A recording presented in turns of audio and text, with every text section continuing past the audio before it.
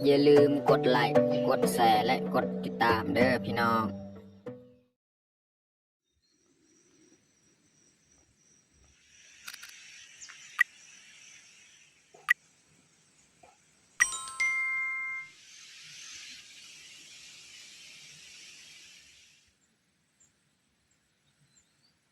ครับสบายดีแล้วก็สวัสดีเบิร์ดสู่ครูสุคนยินดีต้อนรับเขาสู่สองบ่าวยืนมื้อนี้ก็พาลูกพาเมียเขาให้คือเก่ามื้อนี้เฮาก็สิมากดพืชผักนี่แหละหรือว่ามากะเบี้ยผักต่างๆเนาะเบี้ยผักอันใดที่เฮากะได้ก็กะมื้อนี้เนาะเพราะว่ามีพืชผักของเฮาอยู่นี่หลายเฮาต้องได้เข้ามากดเนาะแล้วก็มื้อนี้เฮาก็ถือข้าวน้ำมานำเพราะว่ามีน้องแพงน้องนอนน้องพลอยเนาะเอาตามเฮ็ดกินเฮ็ดอยากกินเที่ยงให้เลยเนาะเอาโอเคมีแต่ทุกคนติดตามเบิ่งติดตามชมกับพวกเฮาได้ยาวๆเลยตอนนี้เฮาก็สิเริ่มออกเนาะไปหดผักเนาะหรือว่าเมียไปขุดนานผักแปลงผักที่เฮาจะปลูกเนาะ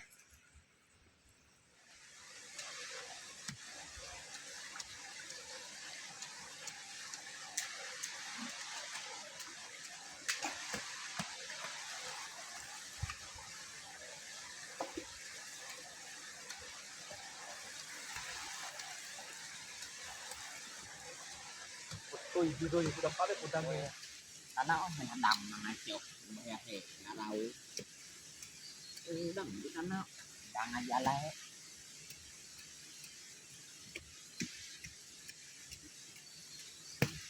masuk tambah nih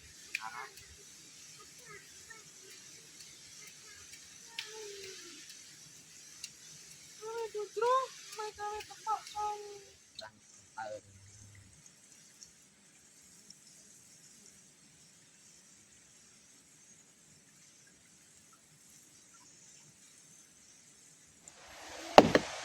เขาจะตัดเลยทำไมนี่เขาลืมถือควันมานี่ถ้ามีควันเขาตัดได้ง่ายเนาะเพราะว่าเขาสีคุดอีกนานพักอยู่หันเขาต้องเลยตัดออกใหม่นี่ถอนใหม่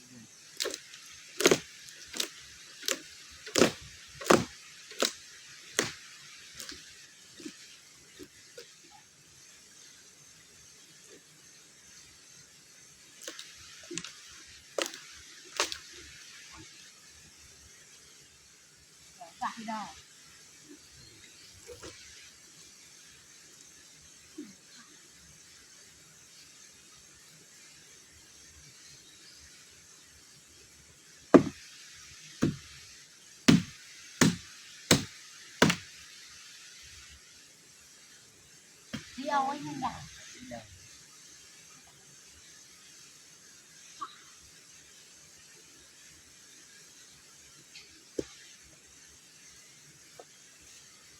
Đốc.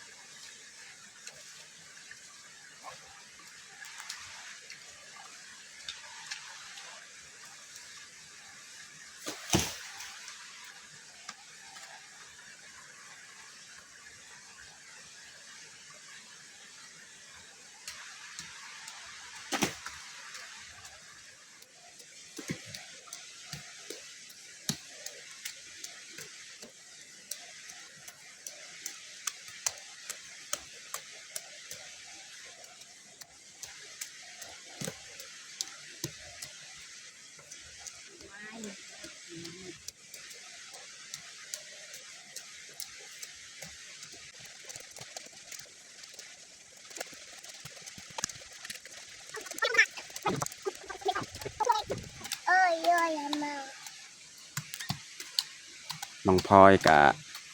ซอยขุดนานพักกับเฮาเมียจะขุดแต่ลุ่มเลยเนาะเฮาจะขุดเป็นซอ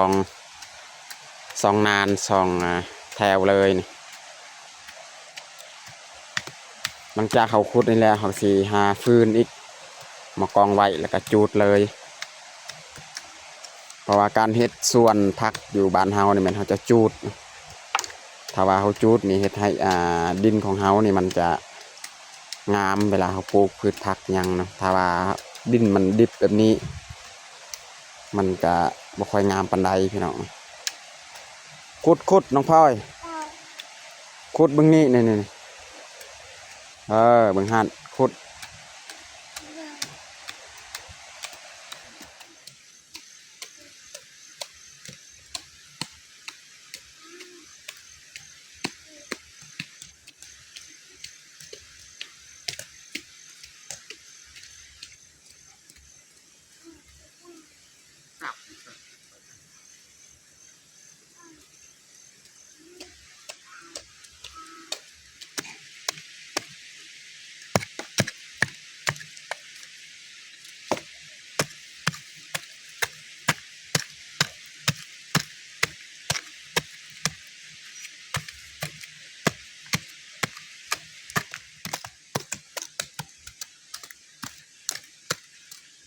Ôi trời ơi,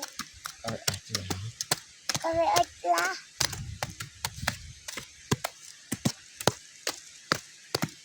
ôi mà, ôi trời,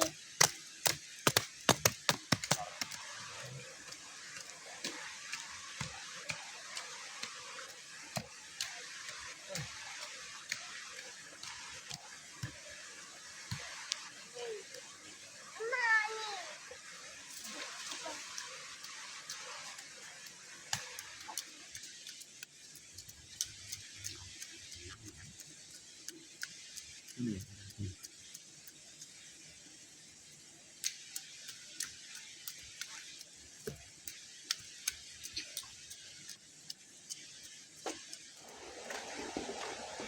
ตอนนี้ก็เรียบร้อยเฮาขุดนะพี่น้องเนาะขุดนานพักขุดพักก็เรียบร้อย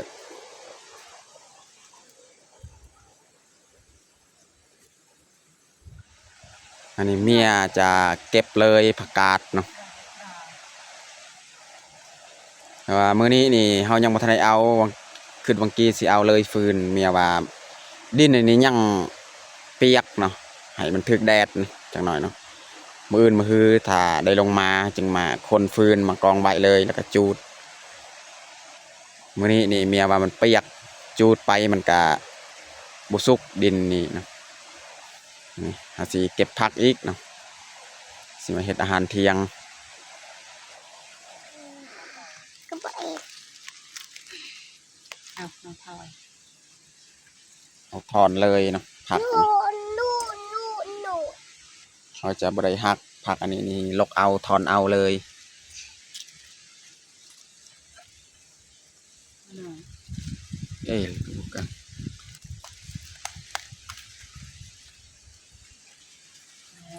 on,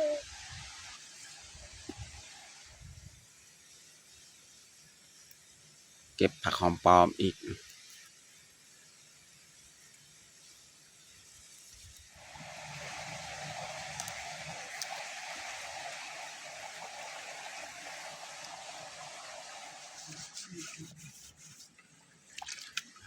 มันปลาดุกเอา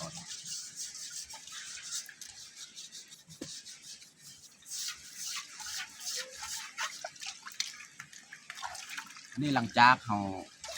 เก็บผักแล้วก็มาล้างผักล้างถ้วยบวง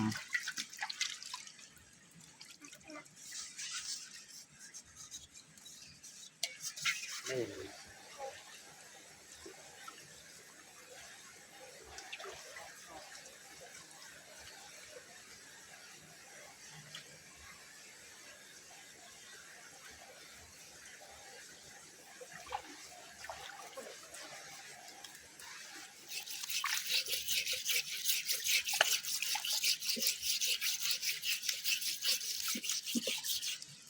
น้องพลอยล้างเคียง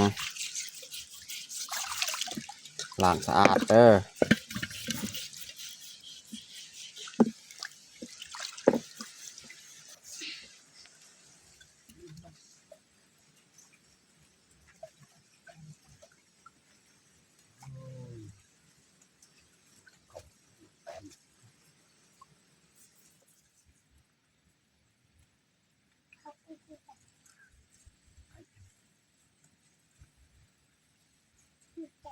ตอนนี้ก็เรียบร้อยเฮาล้างพืชผักของเฮาสิเริ่มเฮ็ดอาหารของเฮาก็คือเฮามีเขียดพี่น้องเนาะเขียดอันนี้ก็เฮาไปการเอาเพราะว่ามี FC บางคนว่าเขียดที่เฮาเฮ็ดกินบางครั้งนี่ซื้อเอาหรือว่าไปจับเองไปเยืองเองก็คือเฮาไปเยืองไปการนี่แหละไปเยืองไปการเฮาก็เอามาไว้ใส่กระคุเนาะแล้วก็เอามาเฮ็ดคาบนึงประมาณ 2-3 โตเนาะเอาประหยัดกันกินเนาะพี่น้องเนาะอันนี้ก็แม่น2 โตเอาเขียดย่างเป็นๆนี่พอเฮาเลี้ยงไว้ในกระคุเนาะเป็นๆเนาะแล้วก็เอามาเฮ็ดป่นอาหารเที่ยงมื้อนี้เลยเนาะ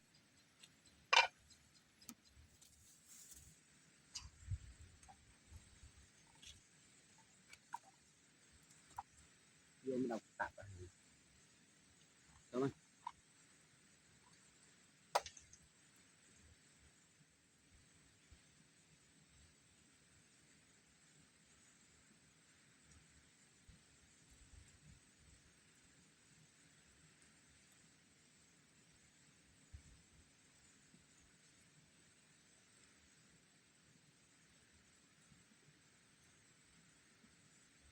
อันนี้เขาจะเผาใส่ไฟเลยเขียดของเฮา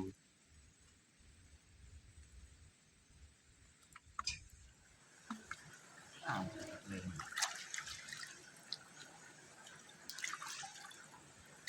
Aku nikah. Mereka nanti kayak diperlakukan. Gila. อันนี้เขาจะมาปาดไส้มันออกเขียดของเรา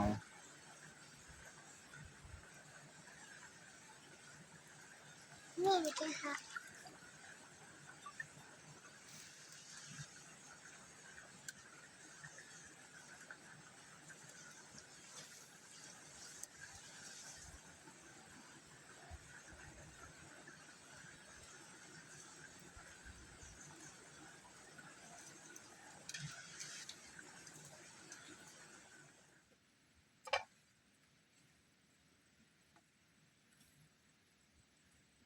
ตอนนี้ก็เรียบร้อยเอาไปทำความสะอาดเขียดของเราไปเขาจะใส่หม้อใส่น้ำใส่หม้อเนาะใส่ต้มน้ำเขาสีต้มเขียดของเรา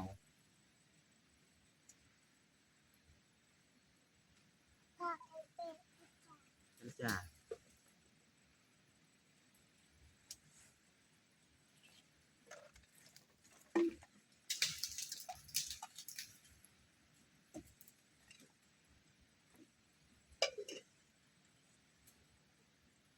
พอดีน้องแพงกับนอนรับดนแหละแต่เช้าเขามานะแต่ว่าก็สะดวกในเฮ็ดเบียกน้องแพงได้นอนส่วนเมียเนี่ยแม่นพูดหาฟืนอีกบางทีนี่ว่าบ่หาแต่ว่าบ่แม่นเฮาสิกองไว้บ่อนนานเมียกองไว้บ่ได้บ่นึงเนาะฟืนมันคือจึงเอามาเอาฟืนใส่นานพักเลยเนาะตอนนี้มาไว้เพื่อให้ดินเฮาขุดให้มันแห้งดีเนาะจึงใส่ฟืนของเฮา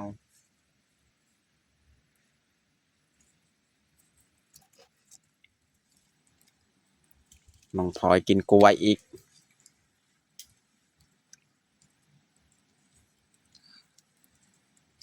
หวานบ่น้องพลอย Wah. กินได้หลายหวานเอาไว้ให้น้องแพงเด้อจังหน่อยบ่กินเบิดได้ซอยขาพี่น้อง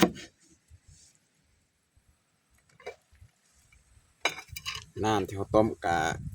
ฟดแล้วนะใส่ใบหัวสิไข่ใส่ขาพี่น้อง แล้วก็ใส่เขียดของเฮาเลยพี่น้อง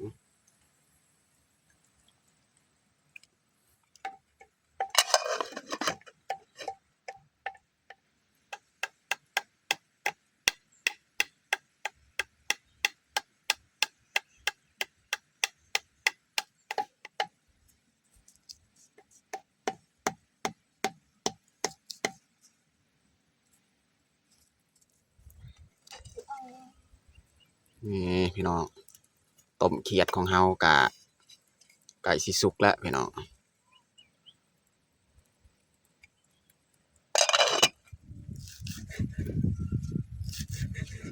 ซอยหอมบัว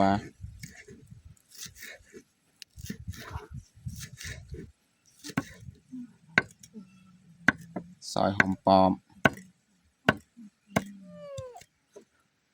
ซอยเครื่องใบครับซ้อมเครื่องหอมใบพี่น้องเอา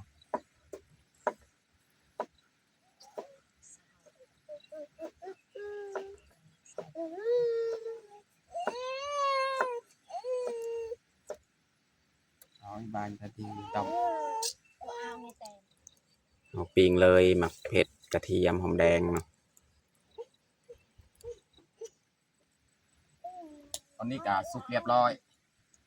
ปิ้งหมักเผ็ดของเฮา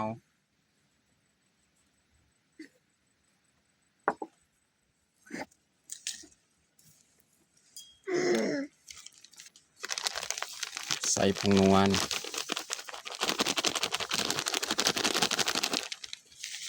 ใส่ตามหมักเลยพี่น้องเนาะใส่เกลือ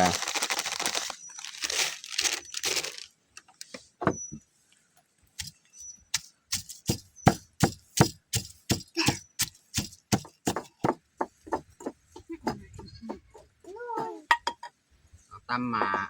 หมักพริกกะแรกประมาณนี้แหละมันเขาจะปรุงเลยหม้อต้มเขียดของเรา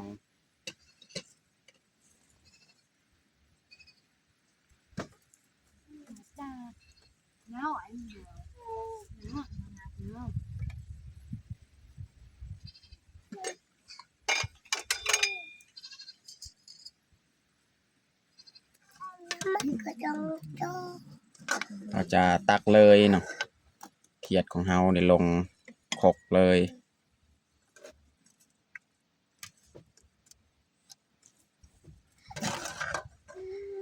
ยาลิดน้องพลอย เพราะว่าติงจับลุงติงจะใส่ยัง เนี่ยเขาจะเนียนเลย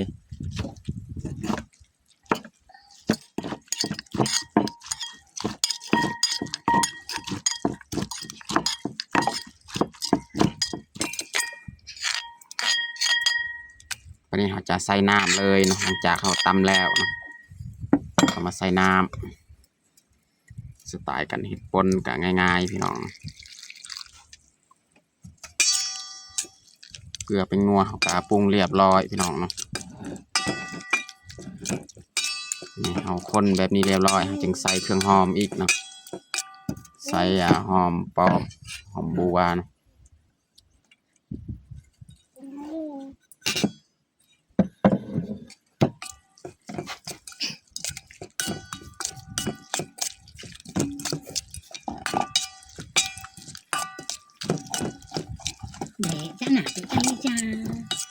เรียบร้อยพี่น้องเนาะ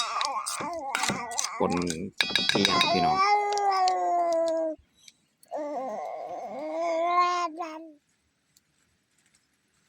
อันนี้เขาจะลวกเลยผักของเฮา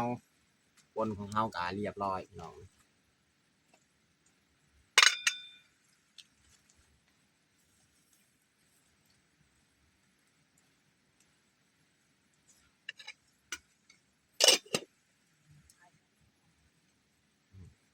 น้องพลอยนี่กินก้อนเลยบทา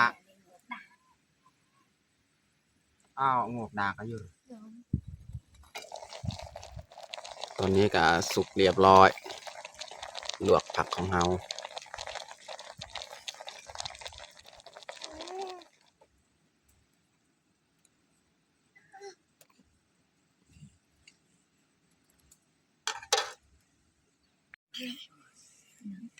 อนนี้ก็เรียบร้อยเฮาแต่งของเฮา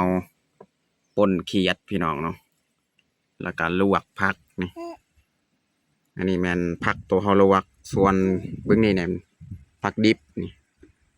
ตัวดิบก็มีตัวลวกก็มีเนาะแล้วก็ใน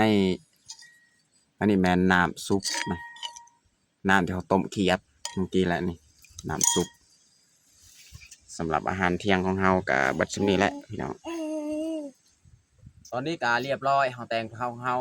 แต่เฮาจะลงมือกินข้าวเที่ยงเลยเอามาทุกคนมากินข้าวเที่ยงอยู่ให้อยู่สวนคือเก่าเนาะเอาน้องพลอยเอิ้นลุงปามกินข้าว ก็เที่ยงนำกัน กิน